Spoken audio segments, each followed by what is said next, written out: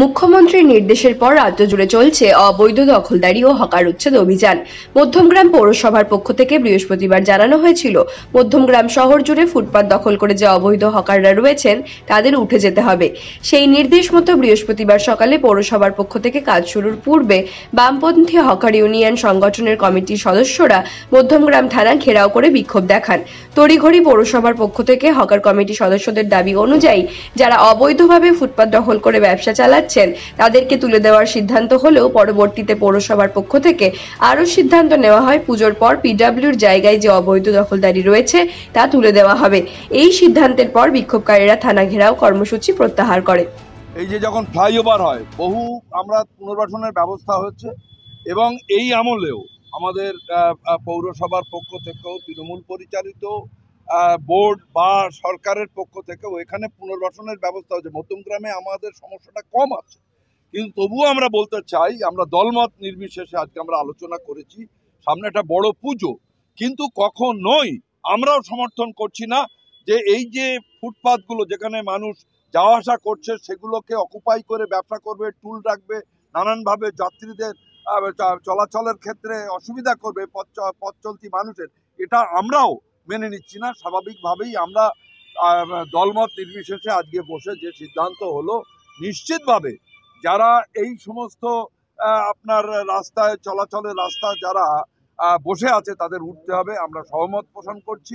এবং পরবর্তীকালে অন্যান্য বিষয়গুলো যারা পিডব্লিউডি দখল করে আছে পুজোর পর নিশ্চিতভাবে আমরা সবাই বসে, মধ্যমগ্রামের একটা ঐতিহ্য আছে, সেই ঐতিহ্য অনুযায়ী আমরা সেটা চিন্তা ভাবনা করা। 15 দিন ধরে পৌরসভা পিডব্লিউডির জায়গায় যে হকার বন্ধুরা বসে আছে তাদের দোকান সরানোর কথা বলে আসছে এবং তাদের কাছ থেকে প্যান কার্ড, আধার কার্ড এই সমস্ত ডকুমেন্ট নেওয়ার পরে হঠাৎ করে গত পরশু দিনের আগের দিন থেকে মাইক প্রচার হচ্ছে 24 ঘন্টার সময় তার মধ্যে সব দোকান তুলে দিন, এবং সেইটা হওয়ার মধ্যে এদের মধ্যে আতঙ্ক তৈরি হয়।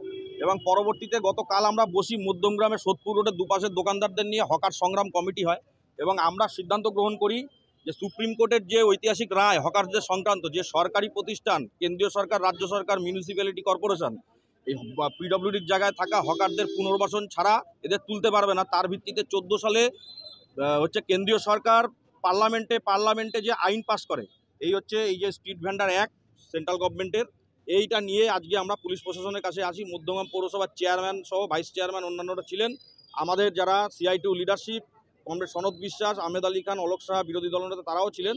এই আইনের ভিত্তিতে মধ্যমগ্রাম মিউনিসিপ্যালিটি ঘোষিত যে তার প্রচারের অবস্থান পরিবর্তন করে এবং বলে যে নতুন ফুটপাত, এবং আমরাও তার সাথে সহমত যে ফুটপাত যেখান থেকে মানুষ হাঁটবে, লক্ষ টাকা খরচা করে বানানো হয়েছে, ফুটপাত পরিষ্কার রেখে ফুটপাতের বাইরে যে দোকানদার তাদেরকে ভাঙা যাবে না, যেটা তারা ভেঙে দেবে বলেছিল, তারা এখন জানালেন যে 2 ফুট 3 ফুট ছেড়ে তাদের দোকান করতে হবে।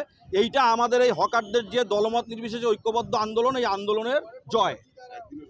হ্যাঁ, একদিনের কমিটিতে জয় শুধু না, এটা একদিনের কমিটির বিষয় না। আমরা এই কমিটি আগামী দিনে যাতে আরও আইনের পথে যাতে যাওয়া যায়, কারণ বললো পুজো পর্যন্ত হাত দেবে না, পুজোর পরে তো হাত দিতে পারে, সুতরাং তার আগে আমরা নির্দিষ্ট যা ব্যবস্থা আমরা আমাদের এই কমিটিগতভাবে হকারদের নিয়ে সংগঠিতভাবে সরকারের সঙ্গে কথা বলা, আদালতে যাওয়া, সবটাই করবো হকারদের পাশে আমরা।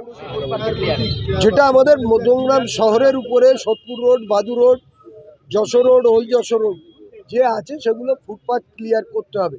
ফুটপাতের পরেও যেটা পিডব্লিউডি যে জায়গাগুলো আছে ডান দিক বাঁ দিক যশোর রোডের, সেখানেও 3 ফুট করে ক্লিয়ার করে দিতে হবে।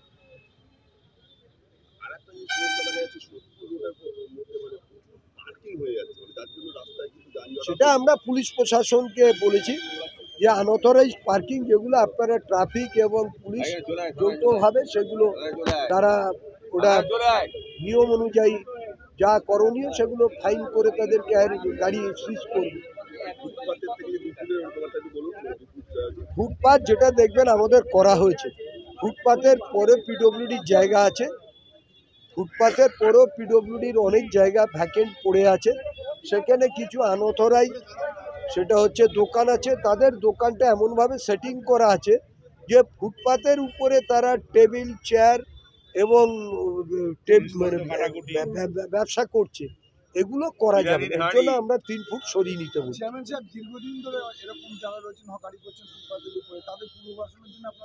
দেখুন, আমাদের মধ্যমগ্রামে পুনর্বাসন আমরা অনেক করেছি, একটা নতুন করে আবার এসছে, তাদের পুনর্বাসন তো আমরা করতে পারবো না, আমাদের মাথায় আছে, সেটা আমরা প্রশাসনের কাছে, আমাদের ডিস্ট্রিক্ট ম্যাজিস্ট্রেটের কাছে মধ্যমগ্রাম শহরে 4টে গুরুত্বপূর্ণ যে রাস্তা আছে, Sodepur road, Badu road, Jessore road, old Jessore road, তাদের ডেটাবেস আমরা তৈরি করে আমরা মাননীয় জেলা শাসকের কাছে আমরা সফট কপি থেকে শুরু করে হার্ড কপি সবটাই দিয়ে এসেছি। এই উচ্ছেদের ফলে যারা রুটি রুজির থেকে বিরত থাকবে বা যাদের কর্মসংস্থান, আমরা তো রুটি রোজগারের হাতে দিচ্ছি না, না না তারা সরে যেতে বলেছি। তাদের জন্য আপনারা মানে কি ফাইনাল সিদ্ধান্ত আমরা নেব আফটার দুর্গাপুজো।